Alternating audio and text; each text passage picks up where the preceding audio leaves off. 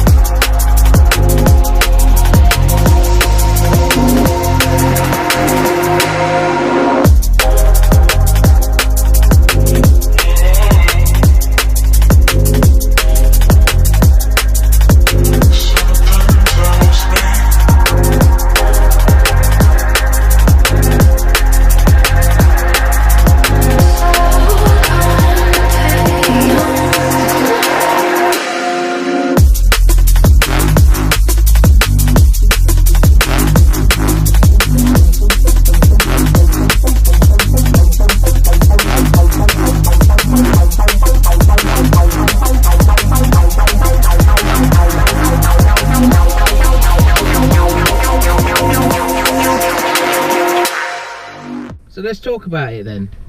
So it's a 57 2007 Clio 197 Mark III Renault Sport.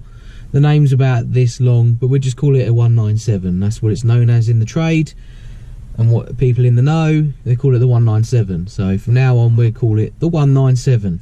Needed a lot of work doing to it to get it up to spec, to a safe spec that I could trust the car, because I bought it as a bit of an unknown. Had the basics bits done to it. So it's got a KTR induction kit, it's got a Toyo Sport exhaust, and it also has engine remap by Engine Dynamics, which are based over in Essex. So it's got a little bit of extra poke. What I done to the car as soon as I got it, the brakes were absolutely shot. It had normal pads in there, swapped them out for PBS. Then we upgraded the discs, the high carbons, standard Brembos in the back, and Pagid rear discs. Not brilliant, but they needed to be changed. They had more grooves on them than the record. The car's got a little bit of a flat spot. If you have a look at some of the engine bay shots, you'll see that the map sensor is actually cable tied in. I've ordered a bracket from a chap on Instagram. His page is the Clio Mark III RS. I'll put a link to him there, and he sells a bracket that goes over the top to clamp the map sensor down, because if you've got a 197 and it's a bit jaggedy and cold in the morning, it's because of the map sensors a little bit loose and ill-fitting. What else have we got on this car? So it's been spaced out 25mm all round, so it looks like it's got a bit of a fat bottom. On H&R springs, apart from the engine mounts have all been done. They're all Powerflex items by the looks of it, purple and yellow, which makes this car rattle. I wouldn't want to daily this car about. I'm glad I don't. Usual stuff with the Clios.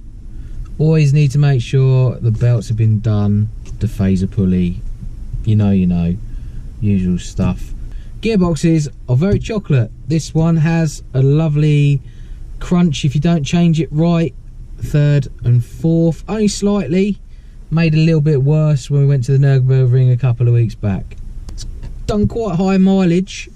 I think I've done about 2,000 miles in it, so it's on 123,000, and it's going to carry on going up. This is a car to be driven. It's a track car, fast road car, Sunday drive car, while my Pulsar is off the road. Inside, they are pretty dull and basic. The previous owner, before the chap I bought it from, he found me on Instagram, right Billy, he has painted the centre console pieces in liquid yellow, which I think breaks it up, and there's also some carbon wrap around the heater vents and the A-pillars. Makes it feel a little bit sporty and a little less grey in here, because this car is very grey inside. The dash has got like a textured feel to it. Now, it's not like a normal smooth dash, and I think that's designed to stop the sun reflecting back, because, well, it's a race car at the end of the day, isn't it? And the last thing you want to do is when you're hitting the apex, not that I know how to hit them because I'm a crap driver, you don't want to be blinded by the sun. It's got an upgraded head unit in from Pioneer. Steering wheel, it's got a lovely, well, it did have a red bit on there, but the steering wheels on this, if you're looking for one, right, don't be put off by the interior, because they do wear. It's compostable plastic. These seats, I've moved about 3 or 4 of these 197s now, and they've all got tears in the seats. If you can find one that hasn't, that's a good car. Interior is relatively cheap to pick up. I think you can find a front seat for about 100 quid. Why did I buy the Mark III over the Mark II? Well, the Mark III is a little bit modern, more modern, and the handling on this car is phenomenal.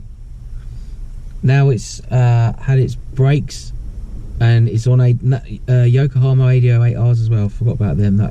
This makes the car. Good tyres, good brakes. Really does make this car. It gives you a lot of trust when you're driving it, and I thoroughly enjoy driving it.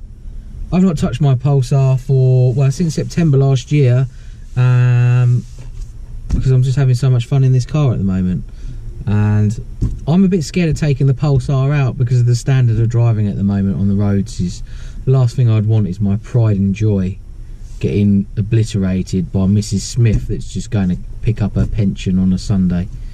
The post office is even open on a Sunday. What do I want to do with the future of this car is, well, I want to make it handle a little bit more better. Is that how you say it? Better, besties, excuse me. I want it to handle better, or the best that it can.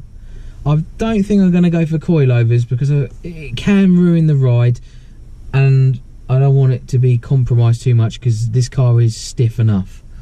I want to get the rear arms all polybushed, the whole car all polybushed.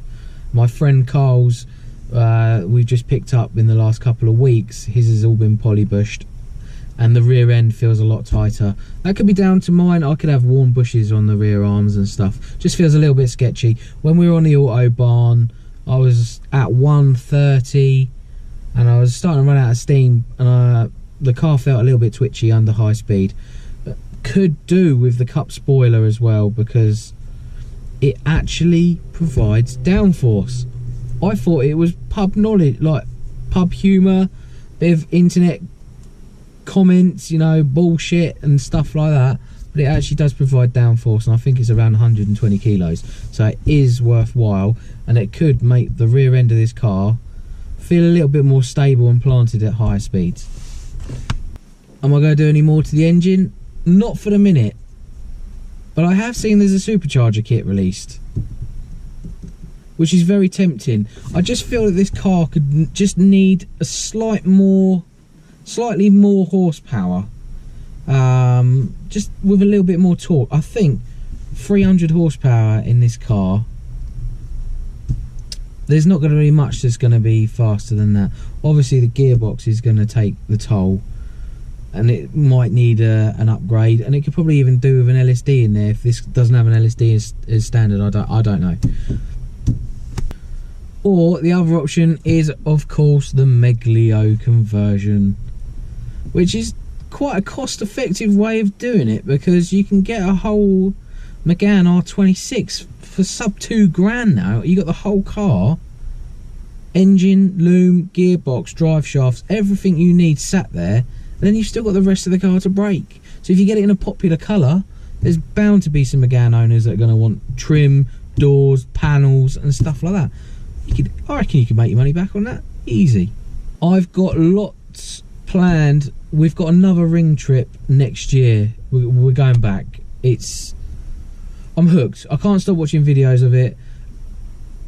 I need to get back there as soon as possible, so I think early next year we're gonna go back as soon as the tourist dates have been released for 2020 are going to be back out there. But until then, I'm going to do a few track days. I really want to learn how to be how to drive a track properly. I don't know much.